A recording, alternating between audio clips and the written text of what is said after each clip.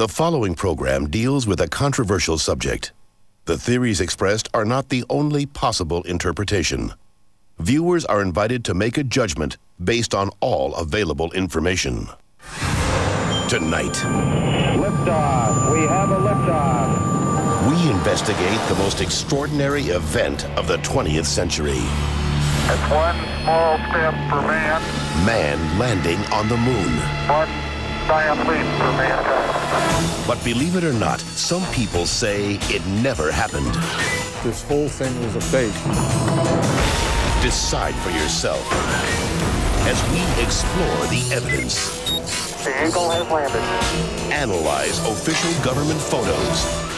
What a ride, what a ride. Examine the films. The flag flaps on the moon where there's no atmosphere. And hear the testimony of one former astronaut who's not afraid to speak his mind. NASA could have covered it up. Could the government have orchestrated the deception of the century? NASA could have pulled off the greatest hoax of all time. You be the judge. On Conspiracy Theory, did we land on the moon?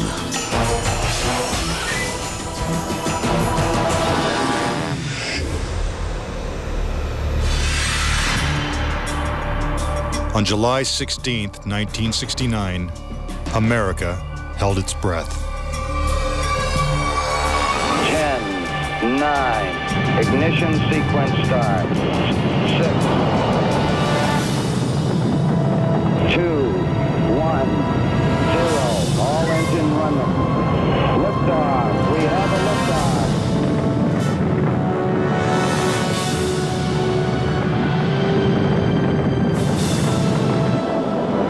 Apollo 11 blasted into space, beginning its 250,000-mile journey to the moon. During their 8-day voyage, the Apollo 11 astronauts saw spectacular views of the Earth, floated in a weightless environment, and supposedly went where no man had gone before. Guys looking good, down a half. Lights on, picking up some dust. 4 forward, drifting to the right a little. Contact light. Okay, engine stop. We copy you down, Eagle. Houston, Tranquility Base here. The Eagle has landed. But did it? Did they really land on the moon? Most of us think so. Millions of people watched on television as the lunar lander touched down, and these unforgettable words were spoken. It's one small step for man,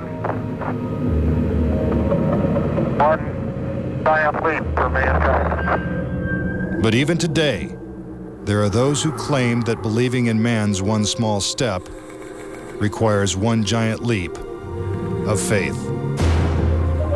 Bill Kaysing was an analyst and engineer at Rocketdyne, the company that designed the Apollo rockets. There were many problems that evolved during the 60s that led people to believe that we're never going to make it to the moon.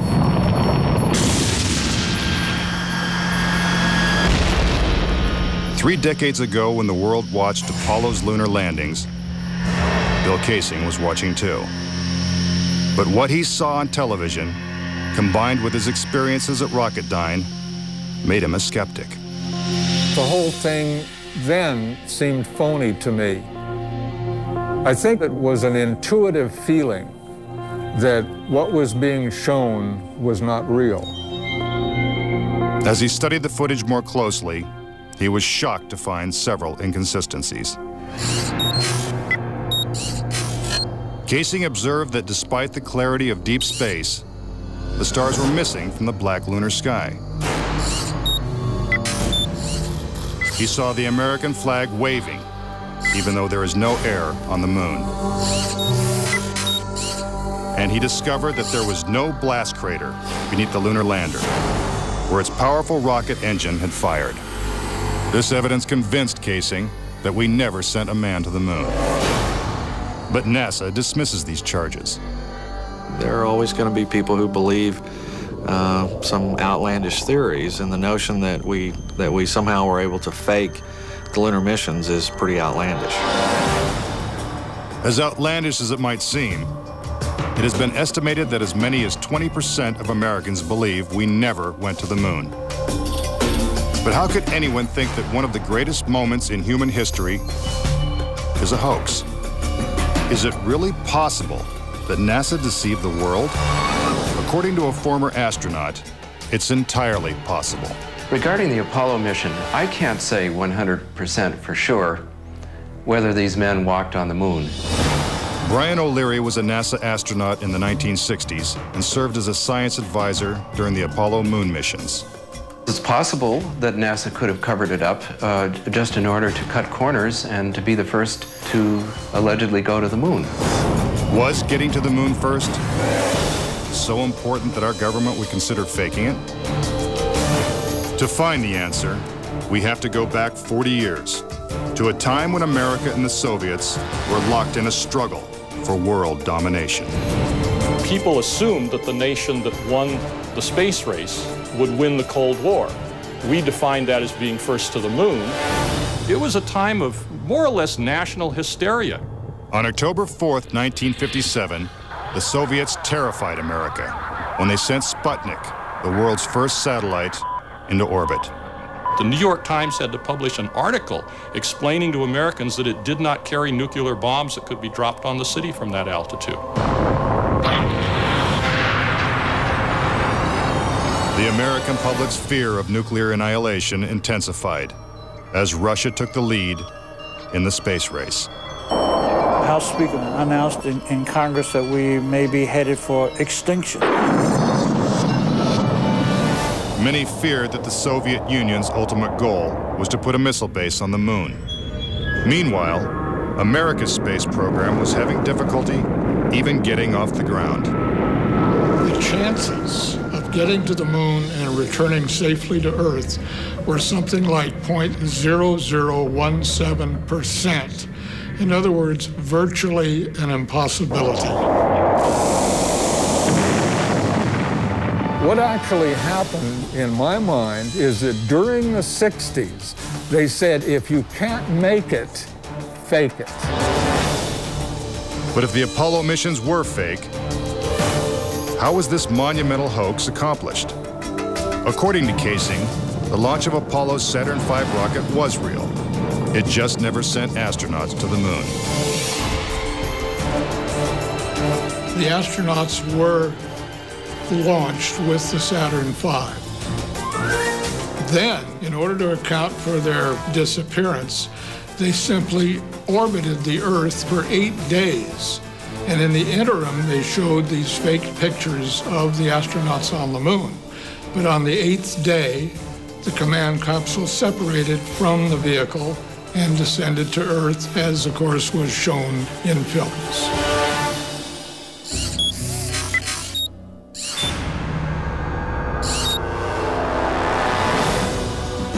This theory inspired the 1978 movie Capricorn 1, in which the government attempts to fool the world by faking a mission to Mars. We do not claim this planet in the name of America. We claim it in the name of all the people of the planet Earth. The Apollo footage is strikingly similar to the scenes in Capricorn 1. Producer Paul Lazarus suggests that the film's plotline could be more fact than fiction. I believe, had they wanted to, that NASA could indeed have pulled off the greatest hoax of all time, never sent anyone to the moon, and recreated it in a television studio. And I believe it could have been done at that time. The technology was in place. The footing is solid. The surface seems powdery. Surface is fine and powdery. I can pick it up loosely with my toe. What we put up on the screen was our own simulated version of whatever we could do within a $4.8 million budget.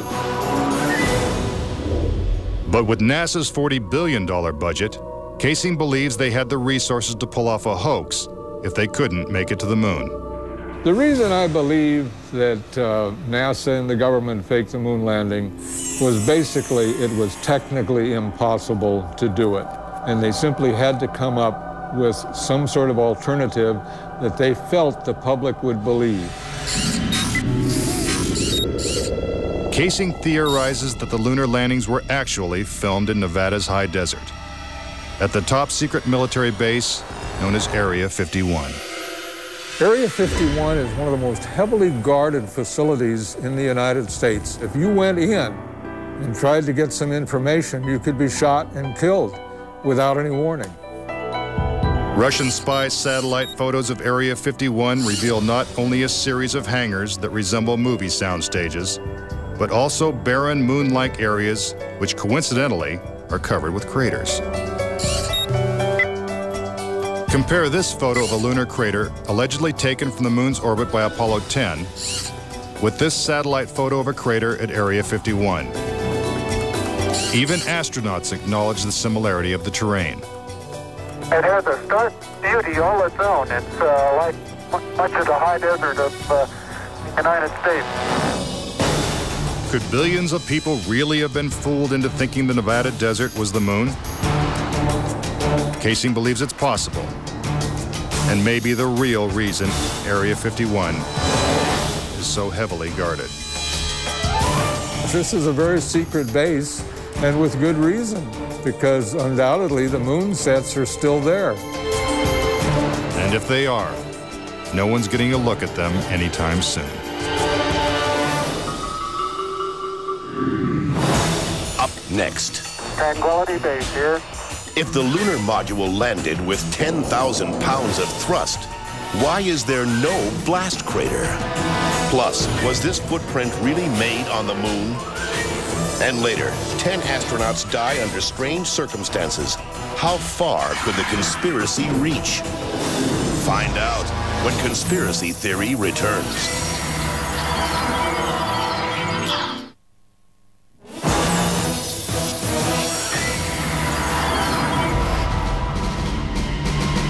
We've all been led to believe that on July 20th, 1969, the Lunar Excursion Module, also known as the LEM, carried American astronauts to the surface of the moon. But could it have simply been a prop lowered by wires onto a movie set? Bill Casing says that this may explain the absence of engine noise in the official NASA footage.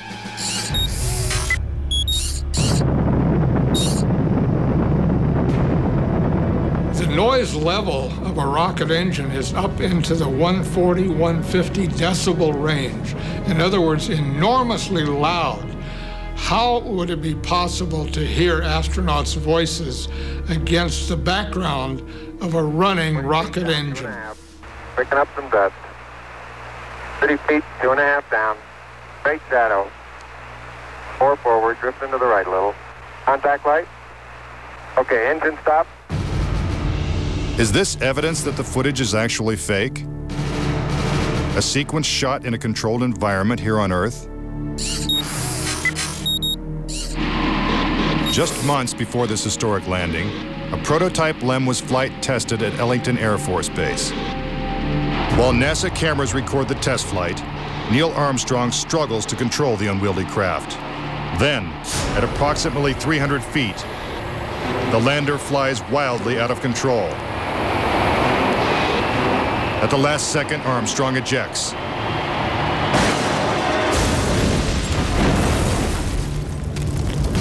And floats to safety.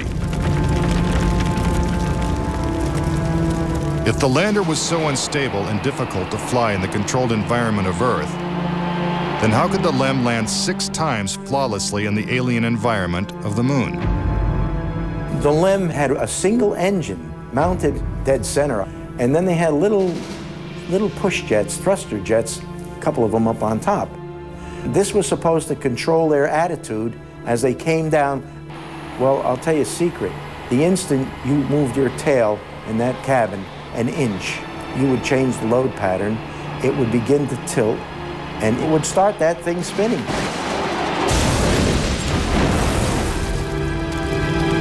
The arguments that have been arrayed on the side of those who believe that the lunar landings were a hoax are very elaborate, and they have to be to support a theory like this. In the end, there's one set of evidence that is irrefutable, and that is that there are footprints, boot prints, still in the lunar surface. But conspiracy theorists say that the footprints themselves are suspicious. The surface appears to be very fine-grained as you get close to it. It's almost like a powder. To have a powerful rocket engine blast the surface of the moon, blasting away all of the dust, and then find footprints surrounding the lunar lander, that to me would be an impossibility. Photo after photo reveals that the lunar surface surrounding the LEM is covered with footprints. But Kaysing says there's something even more difficult to explain.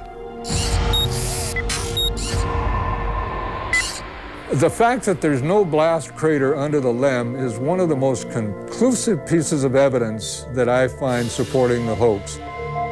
In fact, no sign of a blast crater is visible for any of the 6 lunar landings.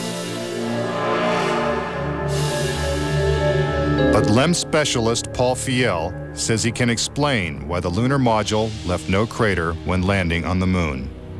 The amount of thrust that you need coming out of the bottom of the descent engine is about 1,500, 2,000 pounds of thrust. And all that does is just push dust away. There's no burning or anything like that. Yet NASA's own scientific illustrations clearly depict a blast crater. Then there's one other point. If they had truly landed on the moon, this dust would have then descended on the lunar lander, on the foot pads, and we find not a trace of dust on the foot pads. When I discovered that alone, I said, no way am I looking at a lunar lander that landed on the moon.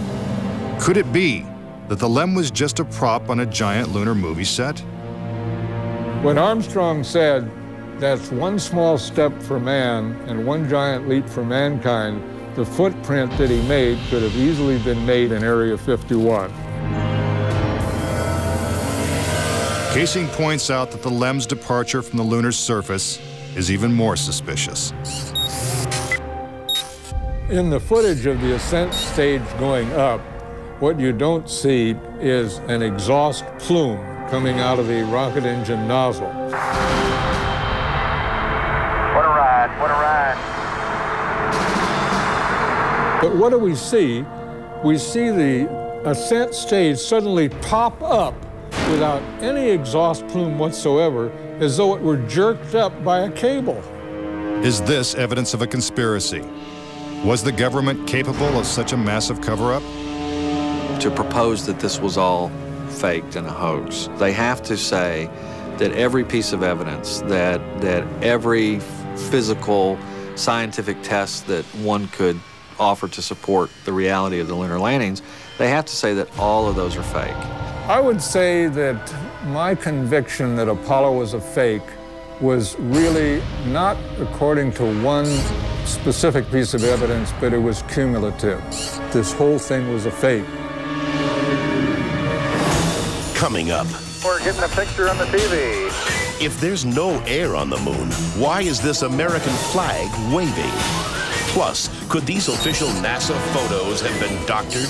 All of the photographs were faked.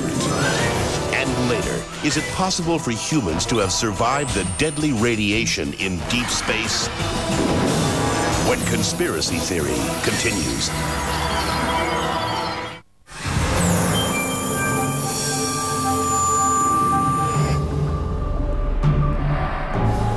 If the moon landings were actually filmed on a movie set, then where's the evidence? According to David Percy, an award-winning filmmaker and photographer, the proof is in NASA's own lunar photos and video. Our research suggests that images of the Apollo landings are not a true and accurate record. In our view, the Apollo pictures were faked. Many of the images are replete with inconsistencies and anomalies. In fact, Percy claims that when examined, these images suggest that man never went to the moon at all. This famous scene of man taking his first steps on the lunar surface is one of the most recognizable in history. But why are such important images so grainy and hard to see? And we're getting a picture on the TV. You got a good picture, huh? NASA claims it's the result of 1960s technology. But if you go back and look at it, The Apollo 11 mission was some pretty awful video by today's standards. These were ghostly images. It just did not look very real at all. And that was a function of the transmitter at the time, the camera at the time that we had available to us to fly on Apollo 11. But investigative journalist Bart Sabrell believes that NASA intentionally made the images hard to see. NASA orchestrated the hoax in a very unique way through television. They had one picture which they completely controlled, black and white, grainy, that convinced everybody we were on the moon. We had no reason to doubt it. They had complete reins over the pictures, over the sound. I mean, sad to say, it was easier than people believe.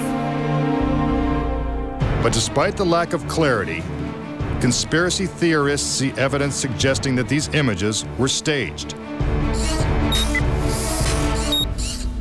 It's absolutely unreal. Although it appears that the astronauts are moving in the moon's gravity, which is 1/6 that of the Earth, Percy notes that when the speed of the film is doubled, the astronauts appear to be running as if in Earth's gravity.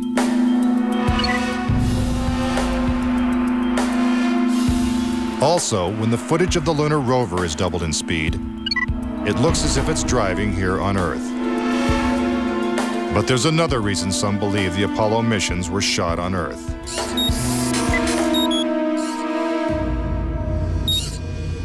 If there is no air or wind on the moon, why is this American flag waving?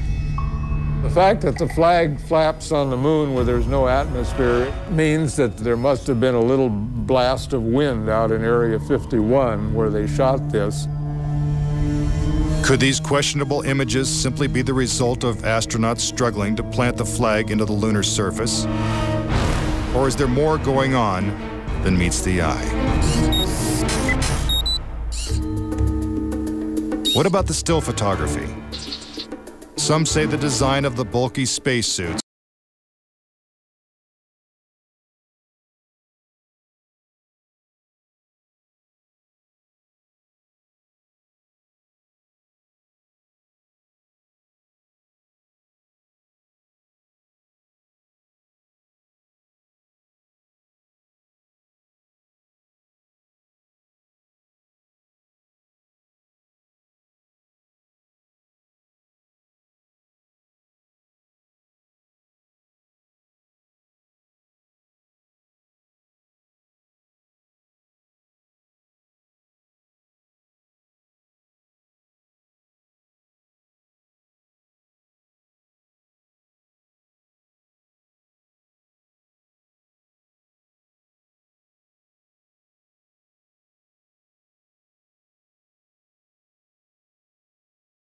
Conspiracy theorists point out that lighting is a major flaw in the lunar photos. Case in point, on the moon, the astronauts' only source of light was the sun. They had no extra lighting, no flashes or things like that.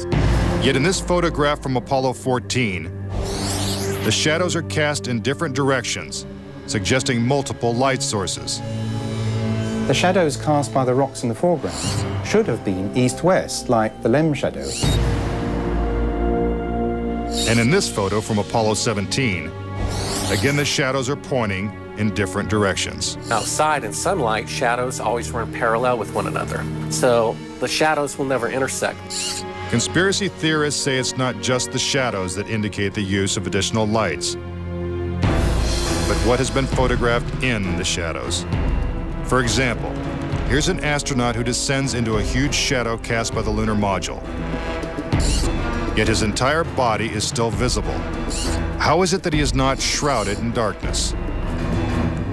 Here's the same maneuver from another Apollo mission. Again, the astronaut is brightly lit in what is obviously dark shadow.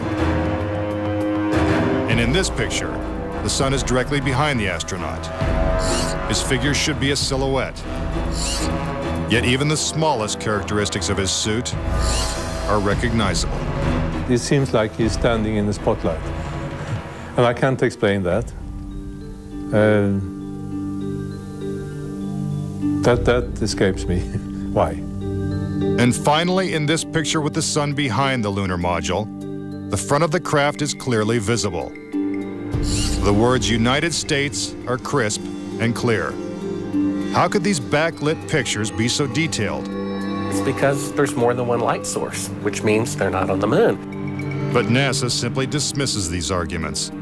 There are a number of claims that the pictures taken by Apollo astronauts were faked. And there are so many, it would be an exercise in futility to go off and try to answer all of those. But the questions continue.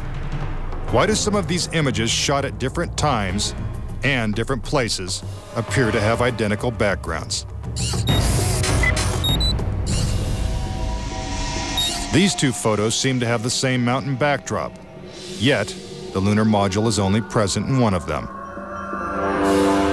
Seemingly impossible, since the LEM never moved and its base remained even after the mission. What a ride, what a ride. Some suggest the same artificial backdrop was used when shooting two entirely separate pictures. Background discrepancies are also apparent in the lunar video. The best evidence are some pictorial anomalies in the photographic record of the trip to the moon. There is one for Apollo 16 where the same shot, the same hill, appears in 2 different days. This tape was shot on what was reported to be the first of Apollo 16's lunar excursions. But it couldn't pick a better spot. And this video was from the next day at a different location. That is the most beautiful sight. NASA claims the second location was 2.5 miles away.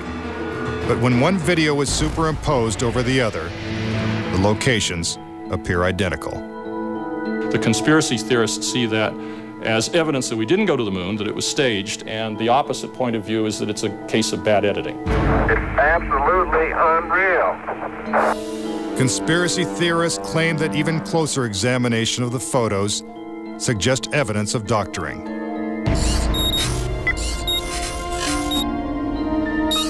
For reference, crosshairs were permanently etched into the lunar cameras, so they would have to appear on top of every image. But in this photo, a crosshair is behind a part of the lunar rover. This situation is impossible and has to be the result of technical manipulation and doctoring of the image. And in this photo from Apollo 11, the equipment in the foreground is covering the crosshair, not behind it. And in another from Apollo 12, the American flag is covering one crosshair and the astronaut is covering the other. When presented with these questionable photos and videos, NASA refutes the conspiracy theories. Some range from incredibly complicated to incredibly goofy. There are arguments that are wrong optically, they're wrong physically, they're wrong scientifically, they're wrong historically. There's a great deal of claptrap that is sort of woven in to these arguments. But despite what NASA says, conspiracy theorists still insist that Apollo was a hoax. When I looked at all the pictures and all the footage, I'm absolutely convinced, I bet my life on it, that we didn't go to the moon. I know for a fact that we didn't. Coming up next, tragedy strikes the Apollo program. The program could be stopped dead in its tracks. 3 astronauts die in a pre-launch simulation. But was it an accident? He was going to blow the whistle on the whole project. And later, could the astronauts have survived a trip into deep space? Before they got 1/2 to the moon, they would have picked up a death dose of radiation. Next, on Conspiracy Theory.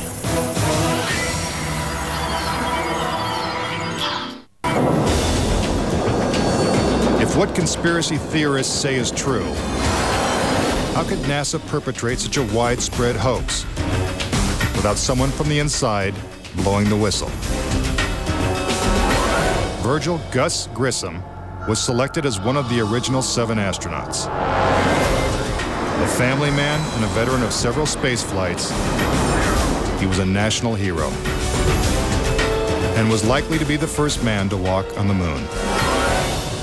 But Grissom was also an outspoken critic of the space program and was quoted as saying, "Someone's going to get killed." Unfortunately, Grissom's worst fears were soon realized. On January 27, 1967, 2 years before the first moon landing, Grissom and his crew boarded the Apollo 1 capsule for a full-scale simulation. The problems began almost immediately. First, the capsule's communication systems failed. You copy? No, I didn't read you, Chuck, at all. I can't read you, Chuck. You want to try the phone? How do I get the moon? We can't pass between 3 buildings. I can't hear a finger's word. Suddenly, the capsule burst into flames with the astronauts sealed inside.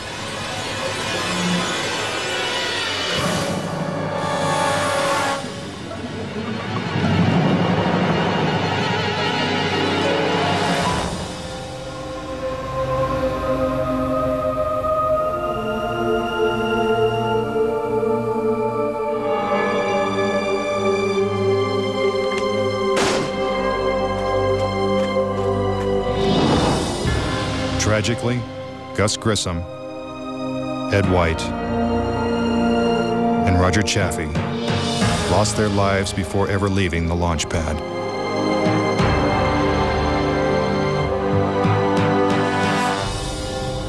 Gus Grissom's family believes the Apollo 1 fire was no accident.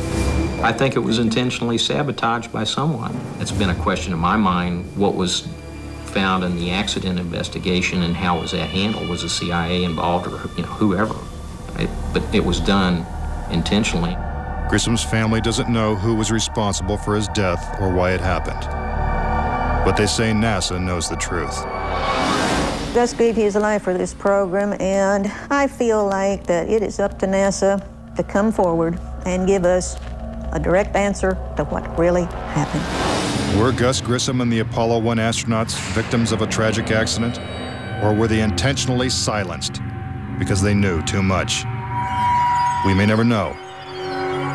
The cause of the fire is still a mystery, and the capsule remains locked away at a military base. But Grissom wasn't the only Apollo critic to meet with a suspicious and untimely death.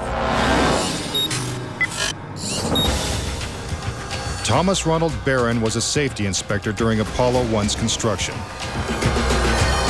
After the fire, Barron testified before Congress that the Apollo program was in such disarray that the United States would never make it to the moon. He claimed his opinions made him a target. Has there been any pressure on you by NASA? Nothing. We were, my wife and I were somewhat harassed at home when this first thing broke some time back, but it's gone away now. As part of his testimony, Barron submitted a 500-page report detailing his findings. There was a real fear that the program could be stopped dead in its tracks. Then exactly 1 week after he testified, Barron's car was struck by a train. Barron, his wife, and stepdaughter were killed instantly. I believe that Thomas Ronald Barron was murdered because he had the truth to tell about the Apollo project. Barron's report mysteriously disappeared, and to this day, it has never been found. But the Apollo program continued, and so did the string of untimely deaths. Between 1964 and 1967, a total of 10 astronauts lost their lives in freak accidents. These deaths accounted for an astonishing 15% of NASA's astronaut corps. To keep something that's alive wrapped up and covered over, you've got to eliminate all the people that can talk about it. Could the government have gone this far to pull off such an elaborate hoax? NASA says it's impossible. There were probably 250,000 people who were directly involved in the Apollo program, and another 500,000 people beyond that. 750,000 people can't keep a secret like that. That's just not going to happen. But Bart Sibrel insists that most NASA employees knew nothing of the deception. Very few people at NASA knew. The thing is so departmentalized. You got the person building the bolts in Houston, or doing this in Seattle, or doing this in Florida. No one knows the full picture. So, you know, you had no one seeing the full picture of anything except a handful of people. If the conspiracy theorists are right, and only a few people knew the whole story, then the truth may remain buried forever. When we return, could the astronauts have survived the deadly radiation of space? Getting them past the radiation belt would have been impossible. And a Russian cosmonaut breaks his silence when conspiracy theory returns.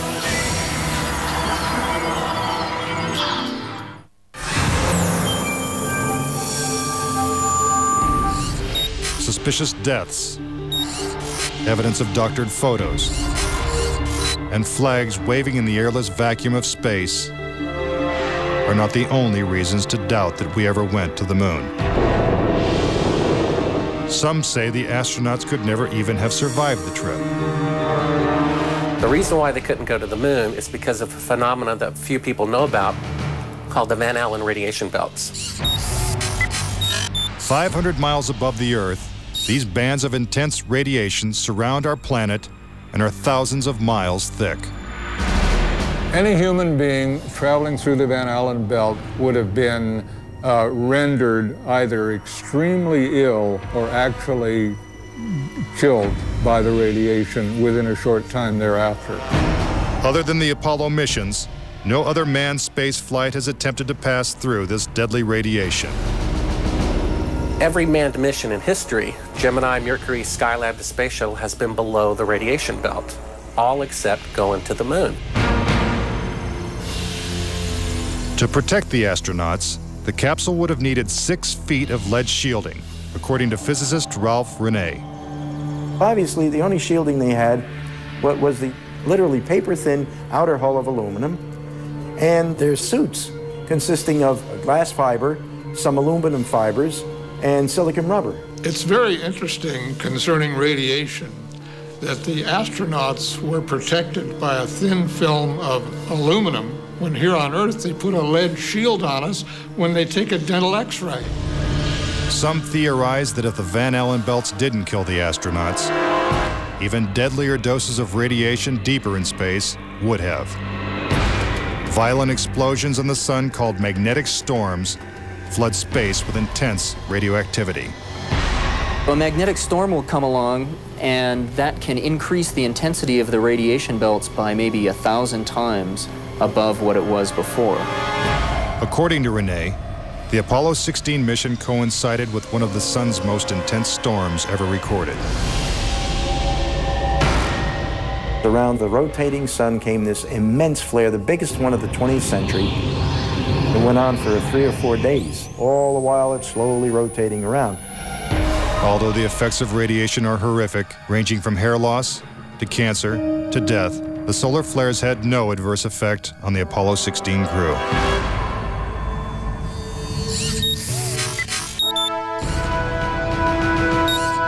NASA had another problem, and one is that the moon's surface is totally inhospitable to man. If you do it in the dark, and that includes any part of the shadow of the spacecraft itself, the temperatures go down to 250 degrees below zero. In the sun, the temperatures go up to 250 degrees above zero. Rene also theorizes that the astronauts' liquid-cooled spacesuits could not have provided sufficient protection from the intense heat and radiation. But NASA maintains that this hypothesis is wrong.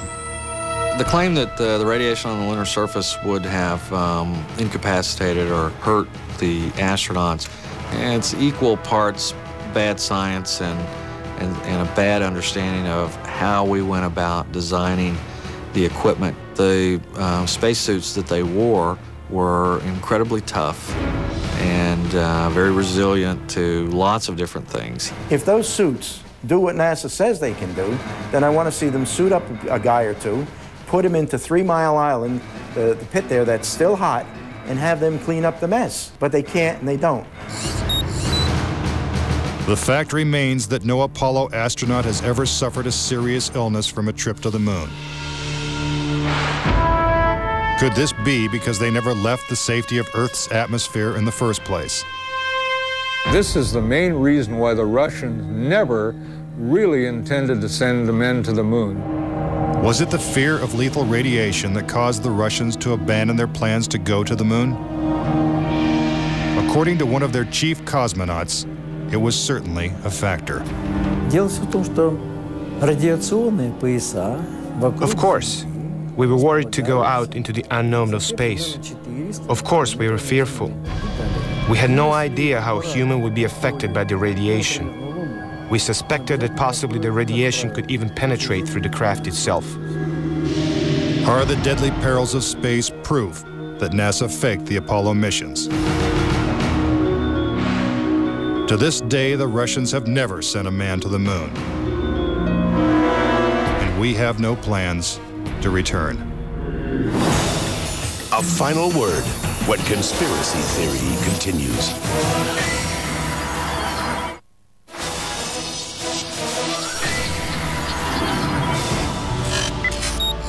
Now, various theories and explanations. Do you believe it's possible for our government to perpetrate such an incredible hoax?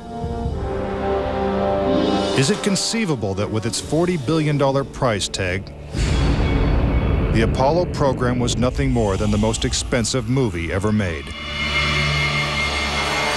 It is my personal belief, and I totally believe this after all the years of research I've done on this, that NASA never landed a man on the moon. I would say that anybody who believes that we did not go to the moon is an absolute nut. Anyone that wants to call me a kook or a nut or a crackpot, they're welcome to do that, but they're also welcome to go examine the evidence, which is everywhere. Bottom line, the United States went to the moon in the 1960s and the 1970s. End of story. Is there any way to put this controversy to rest once and for all? The only thing the experts agree upon is that the answer is 250,000 miles away. If NASA truly landed on the moon, remnants of the 6 successful Apollo missions would have been left behind. The base structures of the LEMs, the abandoned lunar rovers. Even the American flags would still be standing at each landing site. I would like to invite NASA and all of their supporters to simply take the most powerful telescope on Earth and see if there's a lunar lander there. If there's a lunar lander there, I'll never say another word about an Apollo hoax. If there's no lunar lander there, I'll rest my case.